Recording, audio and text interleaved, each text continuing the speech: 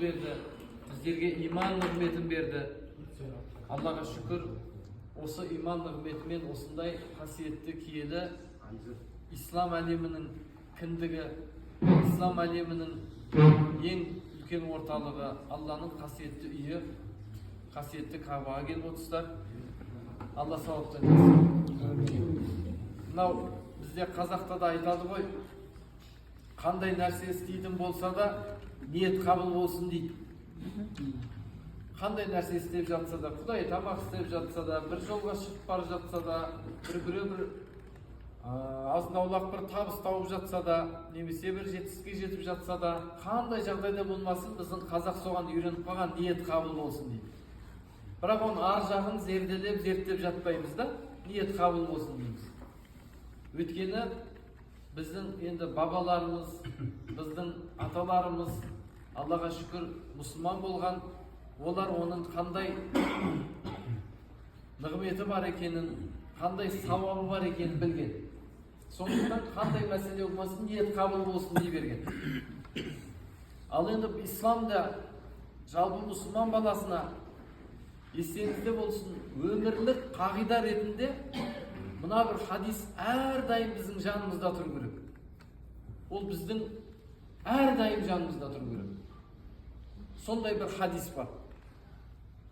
Ол пайғамбарымыз саллаллаху алейхи ва саллям айтты: «Иннамал а'малу биннияти».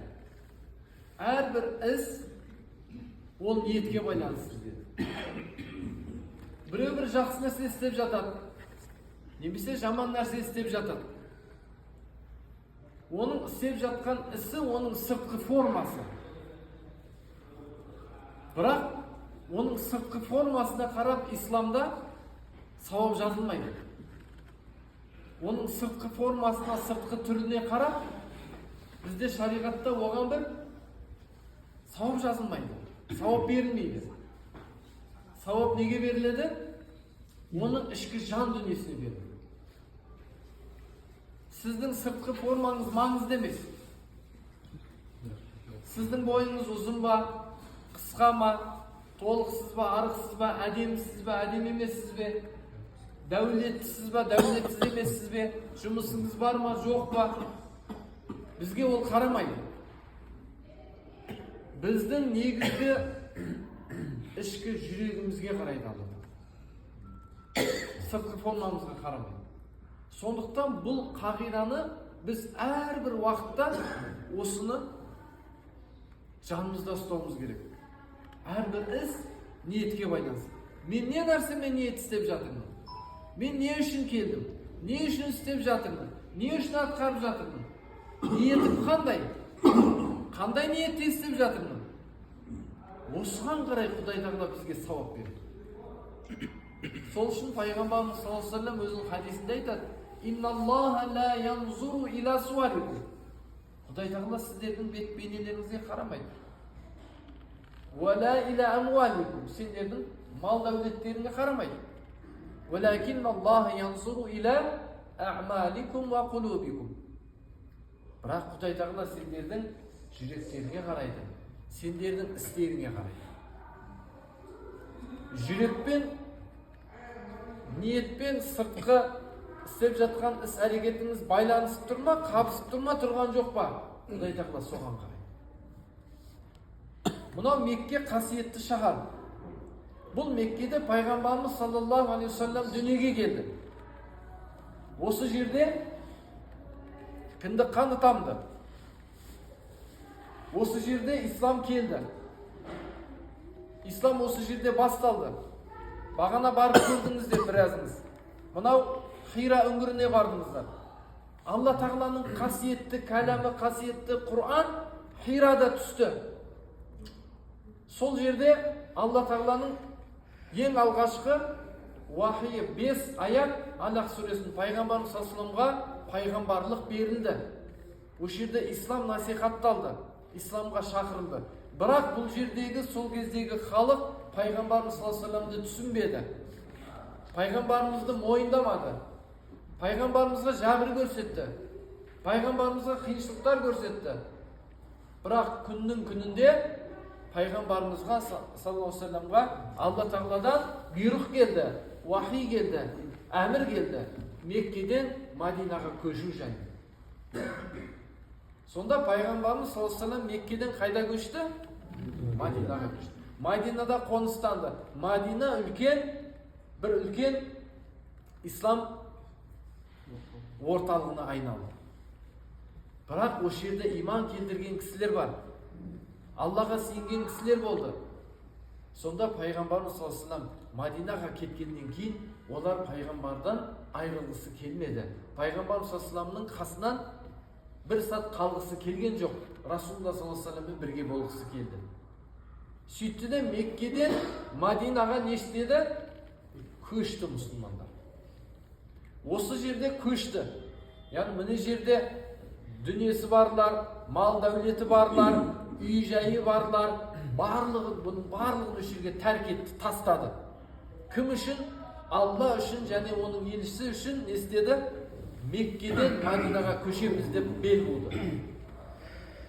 Бірақ соның ішінде барлығы Алла және оның елшісі Расулулла саллаллаху алейхи вассалам үшін көшіп бара жатыр. Бірақ арасында әртүрлі адамдар бара жатыр. Сонда бір кісі көшкісі келді. Қалай көшкісі келді? Бірақ сол бір ер кісі Уммул Қайс деген бір әйел болды. Сол әйелді ана ер кісі жақсы көріп қалды. Оған үйленгісі келді. Бірақ ол әйел айтты: егер сен мені жақсы көрсең, егер сен маған үйленетін болсаң, мен Алла үшін Меккеден Мадинаға көшіп бара жатырмын.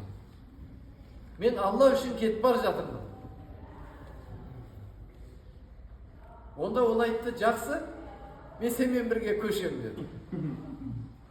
Сонда сахабалардың бәрі таң қалды. Алланың елшісі, біз малымызды, дәулетімізді, дүниемізді, отбасымызды, үйімізді, бала-шағамызды бәрін Алла үшін тастап кетіп бара жатырмыз. Біз Алла және оның елшісі деп кетіп бара жатырмыз. А мына бір кісі бір әйелге бола көшіп бара жатыр. Бұның сауабы не болды? Біздің сауабымыз не болды? Бұл да бізбен бара жатыр. Сонда пайғамбарымыз саллаллаху алейхи вассалам айтты, осы хадисте айтты: әрбір адамның ісі оның ниетіне байланысты. Егер оның көші Алла және оның елшісінің разылығын алу болса, ол оған жетеді. Ал енді біреу үйлену үшін барса, ол үйленуге ғана жетеді. Ол ары қарай оның мақсаты сол деді. Сондықтан біз мына жерге не үшін келдік? Умра қажылық жасау үшін келдік. Біз мына жерге не үшін келдік? Сауап жасау үшін келдік. Мына жерге не үшін келдік? Алланың разылығын алу үшін келдік. Бірақ біздің сыртқы формамызға қарап Құдай тағала сауап бермейді. Осыны біліңіздер. Біз ниетімізді дұрыстауымыз керек. Өйткені ертең адам неден сұралады? Ниеттен сұралады. Сен намаз оқып жатқанда не үшін оқыдың? Алла тағала қасиетті Құр'анда айтты: "Фавайлул лил мусаллин аллазина хум юсаллуна фавайлул лил мусаллин аллазина хум ан салатихим сахун." Маун сүресін жаттадық, ондай намаз оқығандар құрып кетсін деді Құдай тағала. Ондай намаз оқығандардың намазы құрысын деді. Кімдердің намазы? Ол намазын көрер көзге оқитын болса, біреуге көрсету үшін оқитын болса, біреу көрсін мені деп оқитын болса, ондай кісінің намазының намаз емес деді. Ертең қиямет күнінде Алла тағала Алла жолында қайтыс болған шахидтерді, Құран жаттаған қариларды, ілім берген ғалымдарды, бай дәулет берген дәулеттілерді барлығын есепке тартады екен. Сөйтіп қияметке барған кезде сондай адамдардың барлығы есеп қисапта тұрған кезде олардың барлығы әркім өзінің ертең қияметке барған кезде өзінің жан қайғы бас қайғысында болады. Әркім өзінің есебінде болады. Сол кезде Құдай тағала адамдардың алдында бірінші шахидті шақырады дейді. Шахид деген кім? Ол Алла жолында шайқасқан адам, Алла жолында жанын берген адам. Алла жолында ол былайша айтқанда жанын тәсілім еткен адам. Соны Құдай тағала шақырады екен құзырына. Сен Алла жолында соғысуға саған мүмкіндік бердік па? Бердің. Сен соны қай жаққа жұмсадың? Әлгі пенде айтады екен: "Я Алла, мен сенің жолында жан тапсырдым. Сенің дінің үшін, сенің жолыңда мен шахид болдым" дейді екен. Сол кезде Құдай тағала: "Жоқ" дейді екен. "Сен шахид болған жоқсың. Сен адамдар өзіңді батыр деп айтсын, өзіңді күшті деп айтсын, өзіңді мықты деп айтсын деп соғыстың. Сенің шахидтік мәртебең жоқ. Сен солай жасадың, адамдар солай айтты, солай болды. Енді сен барар жерің тозақ" деп тозаққа жіберді. Артынан қариды шақыра деген, Құран жаттаған қариды шақыра деген, хафизді шақыра деген. "Біз саған кәламды үйреттік па?" дейді екен. "Я Раббым, үйреттің." "Сен Құран жаттадың ба?" "Жаттадым." "Саған үйреттік па?" "Үйреттің." "Сен қари болдың ба?" "Болдым." "Сен кім үшін оқыдың қари болып? Кім үшін Құран оқыдың?" деген кезде қари айтады екен: "Я Алла, мен сен үшін Құран жаттадым, сен үшін қари болдым."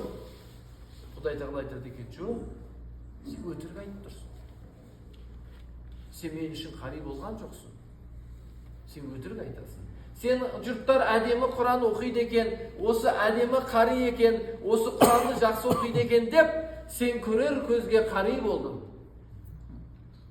Солай сені адамдар дәріптеді, адамдар солай сені мақтады, сен солай болдың, расында да сен солай аталдың.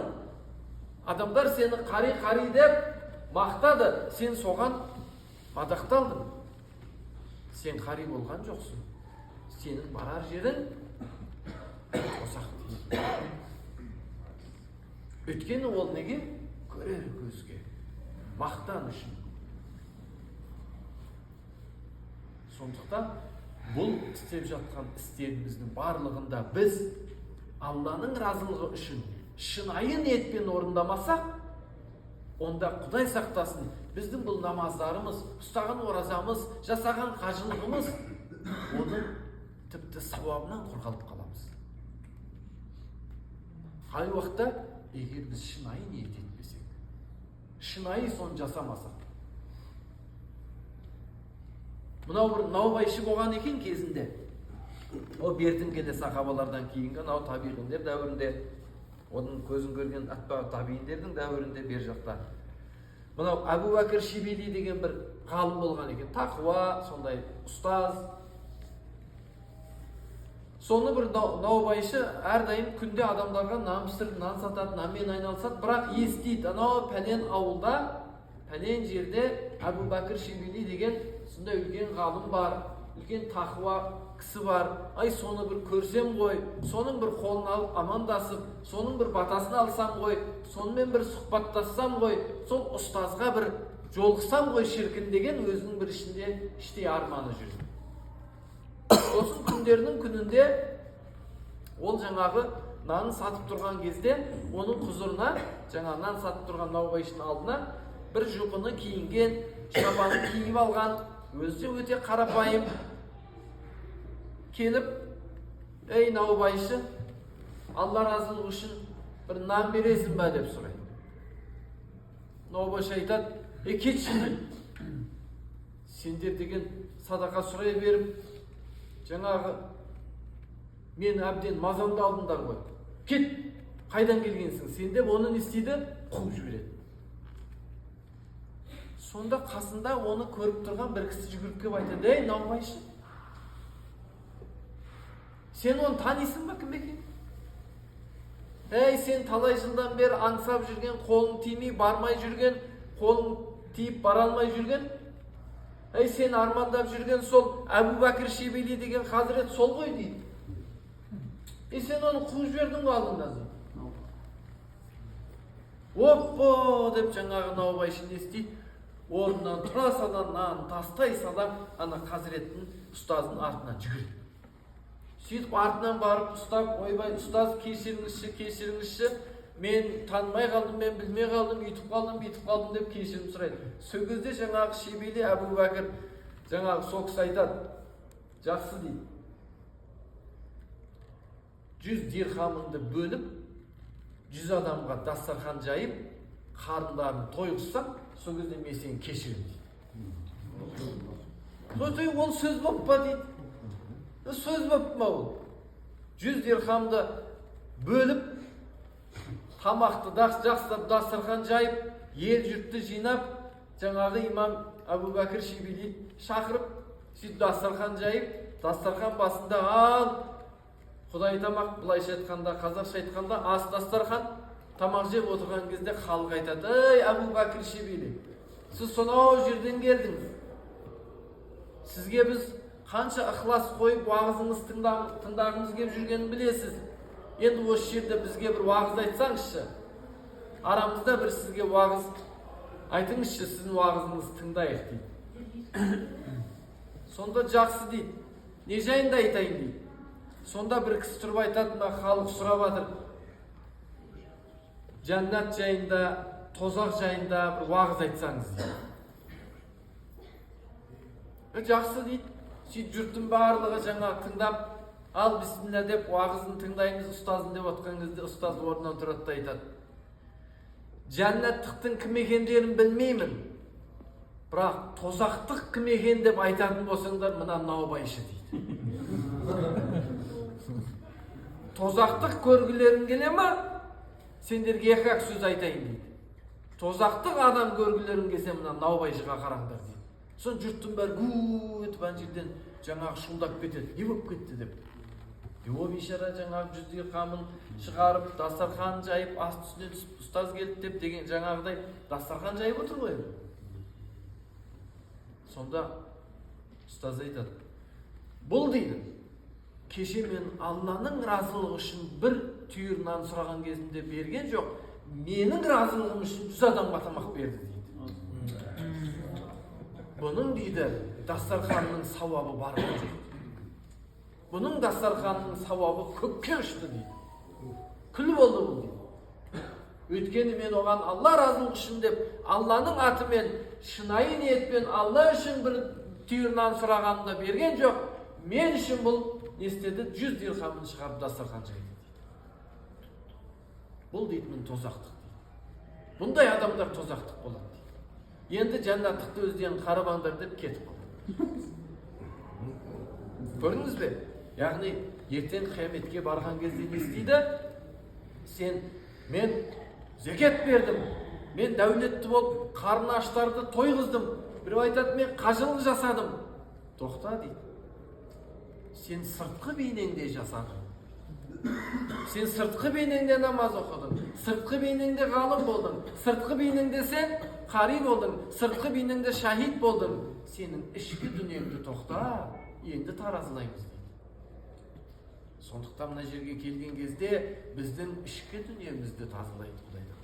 Ішкі дүниемізді таразылайды, ішкі дүниемізге назар салады. Ішкі жан дүниеміз таза ма, таза емес пе?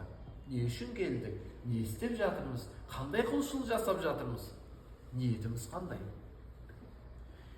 Біздің шариғатымызда өте жеңіл беріп қойған. Пайғамбарымыз саллаллаху алейхи айтады: бір пенде жақсылыққа ниет етіп, сол жақсылыққа жете алмай өліп кетсе, ауырып қалса, соны істей алмай қалса, оған жақсылықтың сауабы жазыла береді дейді.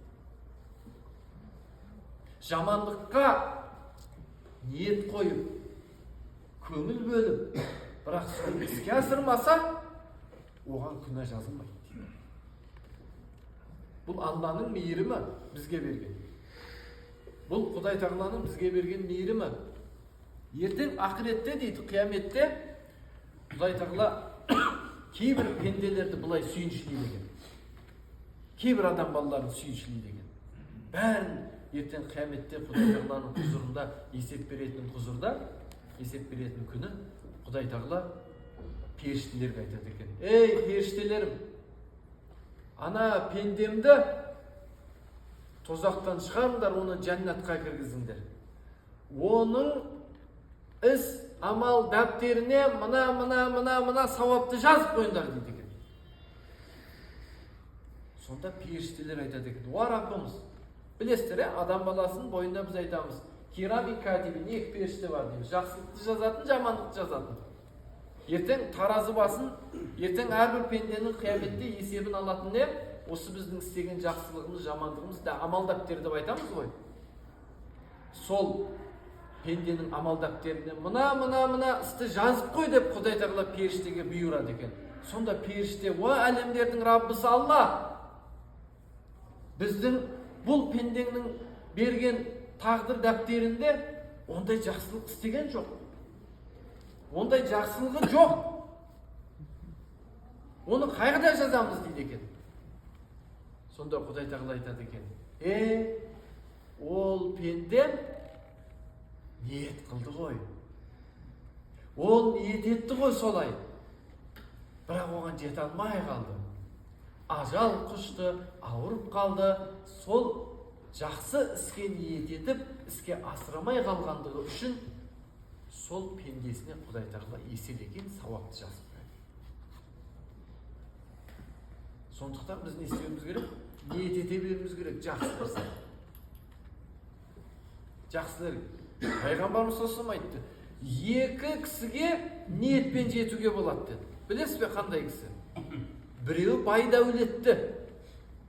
Ол өзінің дүниесін, мүлкін Алла жолында жұмсаса, Алла жолында деп сауап үшін дүниесін, мүлкін жұмсаса, бірақ сіздің кедейсіз, дәулетіңіз жоқ, дүниеңіз жоқ, бірақ Алла, шіркін-ай, Құдай Тағала маған осындай дәулет берсең ғой, сол дәулетті алып мұқтаждың қарын тойдырсам ғой, жетімге, жесірге қарассам ғой, Алла жолында зекет берсем ғой, деп сол байға қызығып сен қарасаң дейді, сол ниетің үшін байдың деңгейіндегі сен сол істеген ісіне жетесің дейді. Жақсылыққа ниет қылу керек та. Жақсылықты әрқашан ойлап жүру керек іште. Екіншісі дейді, бір үлкен ғалым болады дейді, ұстаз болады дейді, ол Құран үйретуші болады, ілім үйретуші болады. Бірақ саған Құдай Тағала ілім берген жоқ.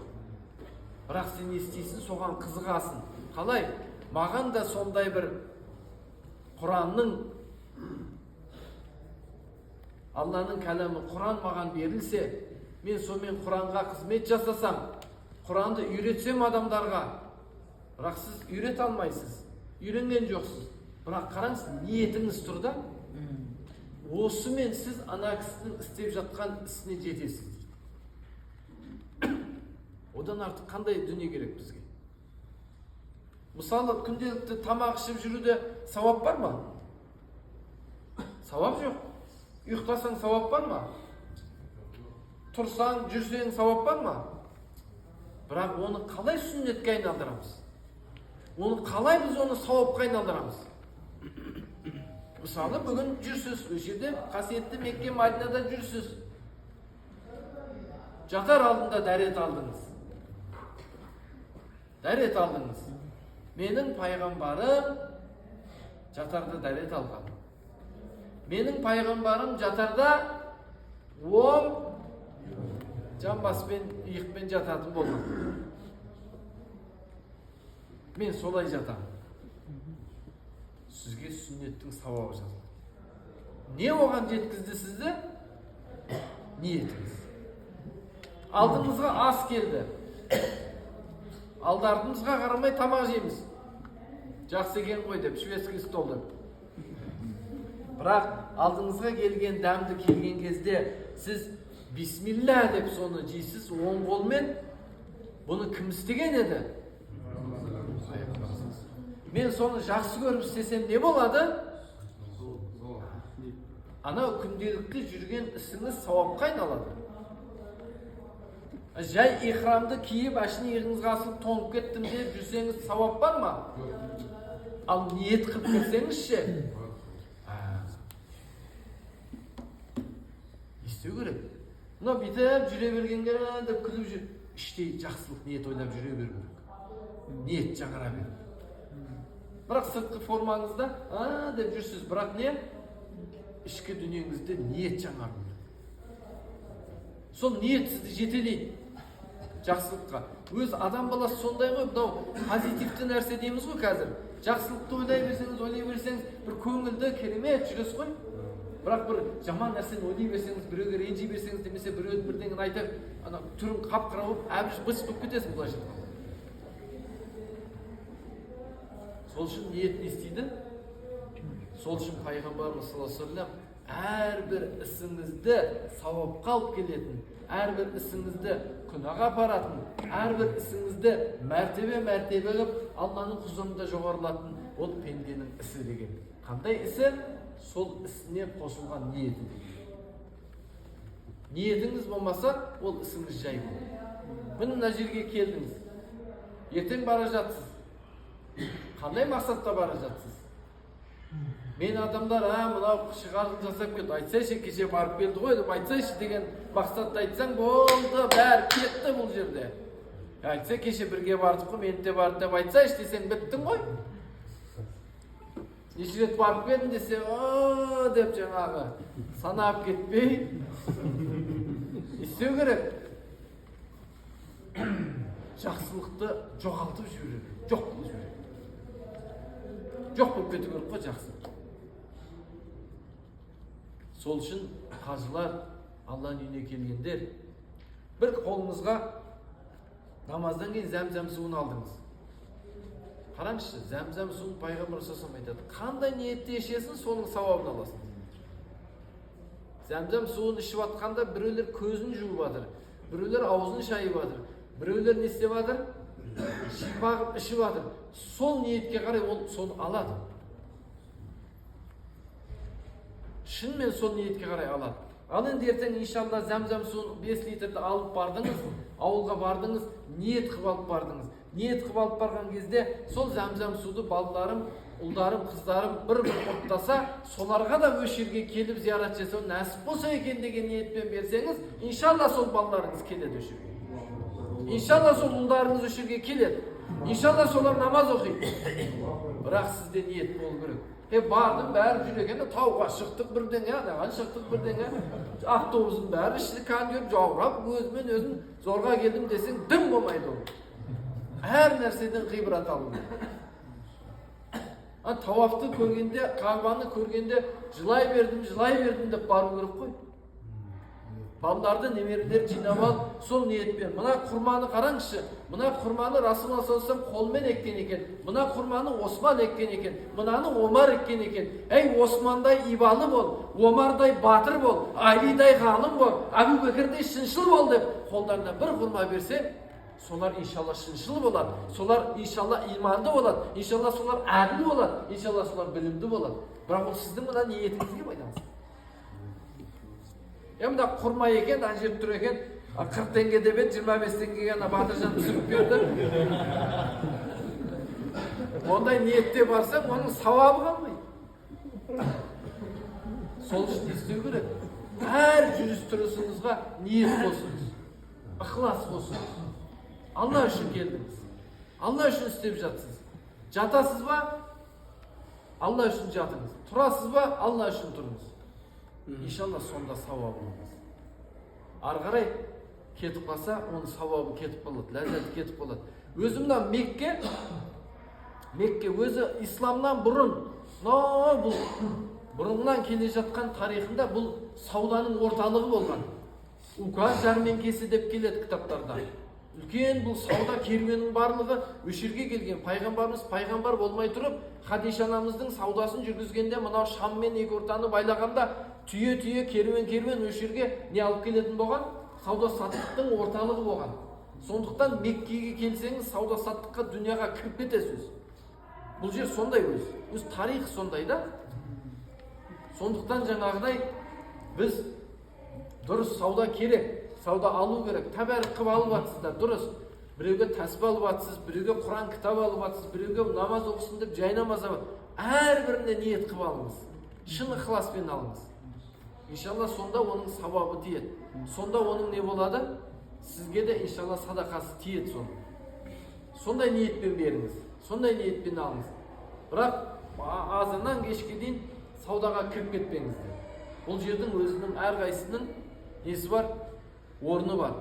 Анау Кағбаны ұзақтан қарасаңыз, адамдардың бәрі махшар алаңы сияқты. Қияметтің белгісі сияқты бар. Мынау ғалымдарымыз айтады, Сафа мен Маруаның арасына жүгірген кезде, ол анау Хажар анамыз екі ортада жүгіріпті, мынақа төртеу, мынақа үшеу, нешеу қалды, бесеу, үшеу қалды деп емес. Мынақта жүгіргенің дейді, хикметін ғалымдар айтады. Ол екі ортада жүгіргені дейді, ол қиямет күнінде адам дәптерім, амал дәптерім оң жақтан беріле ме екен, сол жақтан беріле ме екен, бақыттылардың қатарында ма екенмін, бақытсыздардың қатарында ма екенмін, мен қай жақта екенмін деп алаңдаған картинка дейді ол. Адам соны анан алдына барған кезде, ертең махшарда осылай тұрған кезімде менің амалым не болады? Алланың құзырында қалай жауап беремін? Мен не айтамын? Соны ойлану керек. Иншалла, Алла баршаңыз ниеттеріңізді қабыл етсін. Барлықтарыңыз елден, жұрттан келдіңіздер, келген кездегі уақыттарыңыз зая кетпесін. Біздікі айту, ескерту, бір ақылды болып айтып жатқан жоқ. Біз барлықтарыңыз балаларыңызбыз. Біреуіңізге іді, біреуіңізге бауыр, біреуіңізге баламыз. Барлығымыз осы жерде үлкендер отыр, ата-анамыз секілді. Барлығымыз бірімізге біріміз айнамыз, бірімізге біріміз түзетушіміз, бірімізді біріміз көрген кезде осы нәрселерді айтуымыз керек. Алла разы болсын, ниеттеріңіз қабыл болсын. Мынау жақсы бір Хазірет Мәулананың бір жақсы бір сөзі бар. Өзің қандай болсаң солай болып көрін деген. Ішіміз бен сыртымыз бірге болу керек те, иншалла. Ішімізді, жан дүниемізді солай тазалайық. Алла жүрегімізге кәміл иман берсін. Ниетімізді иншалла Алланың разылығы үшін намаз оқыған, Алланың разылығы үшін кіші қажылық жасаған, Алланың разылығы үшін біз тауап жасаған, Алланың разылығы үшін біз намаз оқығандардан болайық иншалла. Сонда ақыретімізде Құдай Тағала иншалла жәннатқа біздерді нәсіп етеді. Енді қазір осы жерде бір нәрсе айтып кетейін деп отырмыз өздеріңізге. Енді біз қашанда мұсылманның ахуалын ойлау керек. Мұсылманның ахуалына жан ашу керек. Қай жерде болмасын. Ең болмағанда қолмен істей алмаса да, ең болмағанда барып жәрдемдесе алмаса да, ең болмаса дұғасымен мұсылман өзінің шын ықыласымен, дұғасымен көмектесу керек. Міне кеше өздеріңіз естіп жатырсыздар, мына өзіміздің түркі тілдес, қандас, біздің түркі тектес Түркия елінде болып жатқан жан түршігерлік Алланың сынағы ғой енді. Зілзала деген Алланың сынағы. Осы сынақтың өзі шында да көп адамға ой салды, көп адамға ғибрат болды, көп адамға бұл сабақ болды. Бір жағынан, екінші жағынан сен кез келген уақытта өміріңнің соңында кетіп қалуыңа әзір бол деген сигналдар ғой бұның барлығы. Сондықтан біз оны осылай қабылдауымыз керек. Осыдан біз Аллаға не істеуіміз керек, дұға жасауымыз керек. Ақыретімнің қайырын бер деп сұрауымыз керек. Мына кешегі зілзаладан қазір 2000-нің үсті адам қайтыс болыпты. 15 мыңға жуық адам ауруханаға түсті. Қанша мың адам әлі табылмай жатыр. Ана видеолар шығып жатыр. Ата-анам мына жерде жатыр деп жылап жатқан балдар жүр. Ата-анам мына үйшіктің астында құлай салды. Үйшіктің астында ата-анасы қалып қойды. Мына жерде ата-анам тұр. Ей, ата-ана мені жетім қалдырмашы деген көз жасылар. Мынау көз жастар өте тарқап жатыр қазір. Видеоларда тарқап жатыр. Адам көз шешімінде да қиындау. Енді біз не істей аламыз? Біз енді осы жерде жүрген қасиетті жерде келгеннен кейін біз енді бір дұға жасай аламыз. Ең болмағанда барып тасын алып, олардың басын сипай алмасақ та, ең болмаса біз соларға не істеуіміз керек? Сирия ар жағында. Сирияда да біраз кісі қырылды. Түркияда біраз кісі. Енді Алла ол кісілерді шәһид мәртебесінде алсын. Сондықтан біз оларға дұға жасауымыз керек. Әр намазда неде дұға жасап, солар үшін де біз дұға жасасақ, ең болмағанда ертеңге Алла, мен олар үшін дұға жасадым. Бір менің пендем қиналғанда сен не істедің? Мен дұғада болдым Алла. bara almadım. Qasından tabıla almadım. Biroq sen aytding, dua qabul bo'ladi deding. Payg'ambar aytdi, dua musulmonning qaruvi dedi. Musulmonning qo'rg'oni dedi. Men dua jasadim degan, inshaalloh bizga de ertaga yuzimiz jarq bo'lur. Sol uchun inshaalloh biz bir dua jasab qo'yamiz. Yaxshimi? Alhamdulillah.